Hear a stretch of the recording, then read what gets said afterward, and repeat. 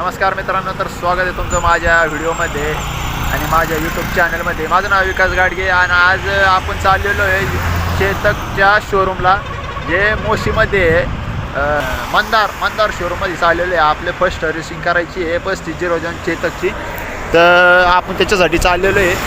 तर आता पिंपळगावमध्ये आम्ही आता गाडी घेऊन चाललेलं आहे. कमीत कमी 1-2 महिने व्हायला आले असतील आणि गाडीचे किलोमीटर झालेले आता आपले 1441 किलोमीटर झालेले आहे. आणि आपल्याला फर्स्ट सर्व्हिसिंग ही 1000 किलोमीटरला करावी लागते.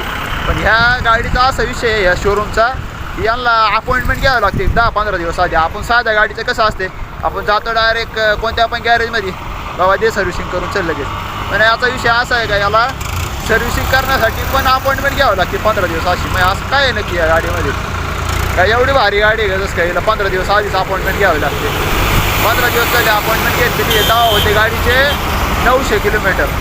आणि आता आज 9 तारीख आहे, म्हणजे 22 का 23 तारखेला आम्ही घेतली होती अपॉइंटमेंट. आज 9 तारीख आहे, तरी आमची गाडीचं झालेलं आहे 1441 किलोमीटर. तर चला आता आपण जाऊया पहिल्या सर्व्हिसिंगमध्ये. काय काय करतात, कसं काय करतात, किती पैसे लागतात पहिल्या सर्व्हिसिंगसाठी, गाडीमध्ये काय काय नाही का, काय ग्रीसिंग करतात, काय करतात. आता ते आपल्याला दाखवणार नाही त्याच्यामध्ये ते, कारण तिथं माझ्या व्हिडिओ काढ अलाउड नाही आहे. पण तरी पण आपण बघू, त्याच्यानंतर तुम्हाला एक्सपिरियन्स शेअर करेन गाडीचा. गाडी कशी पळते, चांगले सर्व्हिसिंग केलेली आहे की नाही केलेली, त्याच्यामध्ये गाडीचे 2-4 प्रॉब्लेम आहे ते पण आपण त्यांना सांगणार आहे. मागच्या एका व्हिडिओमध्ये आपण जिथं नंबर प्लेट बसवायला गेलो होतो तेव्हा आपण हे इथं पडलं होतं, ते त्यांना टाकलेलं नाही आहे, ते त्यांना टाकायला लावू. परत अजून 2-3 प्रॉब्लेम आहे ते त्यांना सांगू. तर चला चलूया आता. तिथं गेल्यावर तुम्हाला दाखवतो काय प्रोसेस असते काय नाही ते. शोरूमला आलो होतो, शोरूमला गाडी दिलेली आहे त्यांनी सगळं लिहून घेतलेलं आहे, कोणती गाडी आहे ते, काय नंबर असतं, कुठं काय. माझ्या आधी 9 नंबर आहे. 15 दिवस आधी घेऊन काय उपयोग आहे बाई 9 नंबर एवढ्या लवकर जरा घरीचं. आणि माझ्या 4 वाजून 3-4 वाजून असं गाडी असते काय सर्व्हिसिंगसाठी. आणि आता ही चिठ्ठी दिलेली एक नंबर, ह्याच्यावर फोन नंबर, फोन करायचा आणि बघायचं गाडी झाली का नाही, किंवा ती तुम्हाला फोन करते असं सांगितलं बा आम्हाला. इथे काय रूम सर्व्हिसिंगला माणूस आला बसण्यासाठी जागा पण नाही कंपनीला. ट्विन करून आली हो गाडी इथं, बिघडली म्हणून बिघडली म्हणून ट्विन करून आलेली आहे. तुम्हाला दाखवतो किती नाही का, किती गाडीचे पैसे लागतात का फर्स्ट सर्व्हिसिंगला, काय काय काय नाही काय नाही सगळं डिटेल सांगतो. आता इथं आता आलेले, आता काय बसायचं असं हिंडायचं 2 वाजेपर्यंत 3 वाजेपर्यंत. आम्ही ना त्याला गाडीचा प्रॉब्लेम सांगते, गाडीचा प्रॉब्लेम आपला इथं. आता हँडब्रेक आहे, मी एक व्हिडिओ बनवला होता. हा हँडब्रेक लावल्याच्या नंतर समजा गाडी चालू असेल तर गाडी पुढे जाते. ते काय आम्हाला सांगतात माहिती का, तो काय 4 व्हीलरचा हँडब्रेक आहे. मग हँडब्रेक दिला आहेस काय झालं तुम्ही, मग त्याचा उपयोग तर जरी झाला पाहिजे ना काहीतरी का, बाबा लावला तर गाडी पुढं नाही गेली पाहिजे. समजा डाळाला लावली गाडी तर माग आली नाही पाहिजे लावल्याच्या नंतर. पण सर्व्हिसिंगला यांची गाडी वॉरंटीमध्ये असते, त्याच्यामुळे यांना बाहेर सर्व्हिसिंग करून जमत नाही.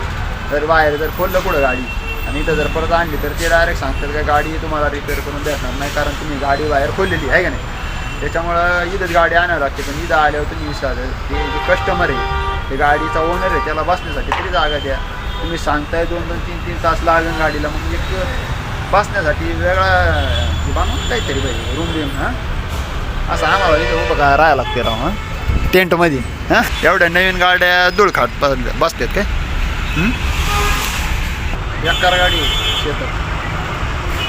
आता जी नवीन आली ती एक्स्ट्रा घ्यायला पाहिजे होती आहे का नाही. एक्स्ट्रा बघितली पाहिजे एकदा गाडी शोरूमला जाऊन कशी आहे कशी नाही. कोणी जर चेतक घ्यायचा विचार करत असेल त्याच्या आधी एक्स्ट्रा नक्की ट्राय करून बघा. एकदा शोरूमला जाऊन व्हिजिट करा त्यांच्या, असं मला वाटतं.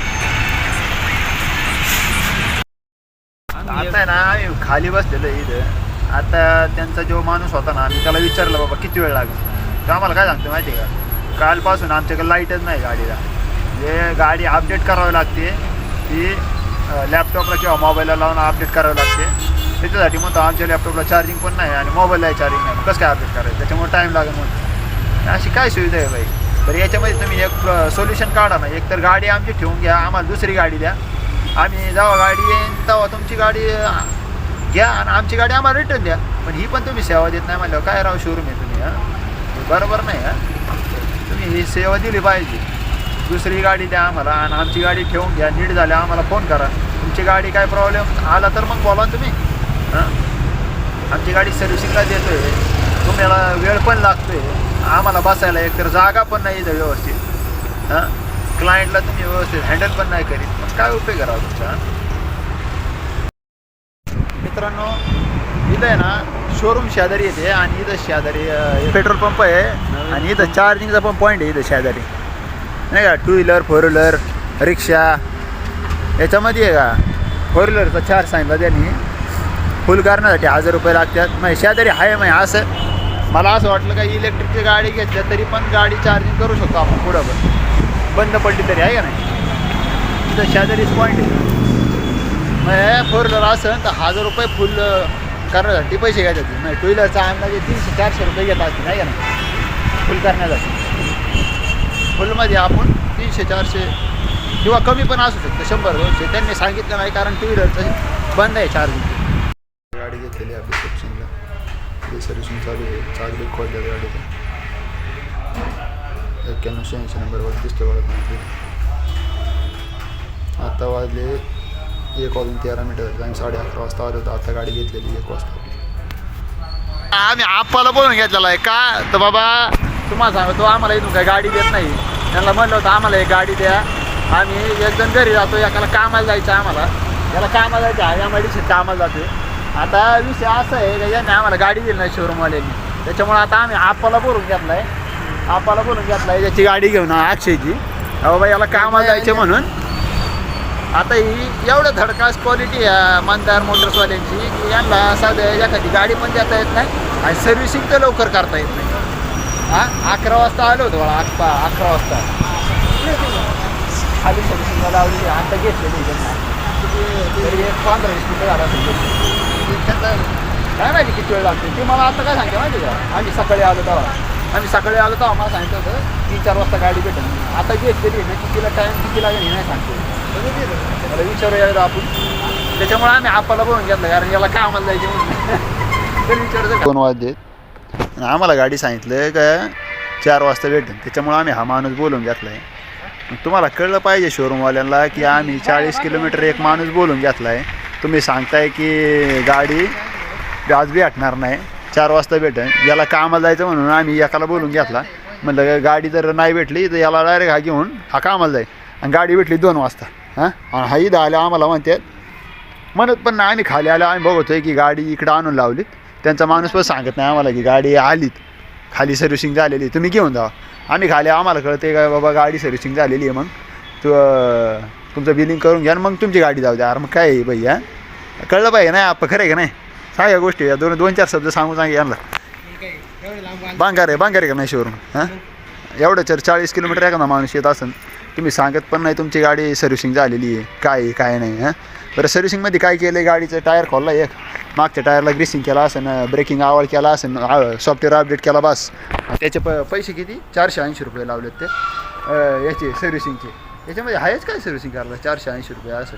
त्यांना टॅक्स इनवाईस दिलेला आहे. अक्षय बाबा दाखव रे एकदा टॅक्स इनवाईस. काय टॅक्स इनवाईस दिलेला आहे असा, याच्यामध्ये सगळं माहिती सांगितलेलं आहे. पिरियड सर्व्हिस काय 67.85 युनिटचा टॅक्सेबल प्राईस 407 रुपये, नंतर GST 36 रुपये लावला आहे.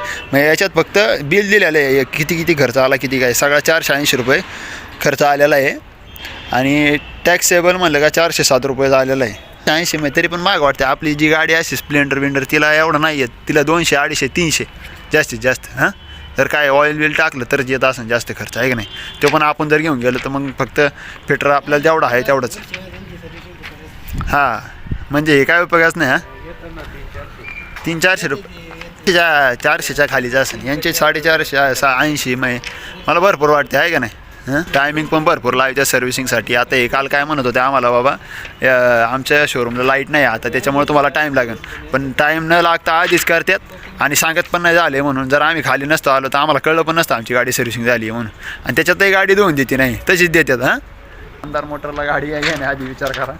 धन्यवाद. तुम्हाला व्हिडिओ आवडला असेल तर लाईक करा, शेअर करा आणि सबस्क्राईब करायला विसरू नका. धन्यवाद.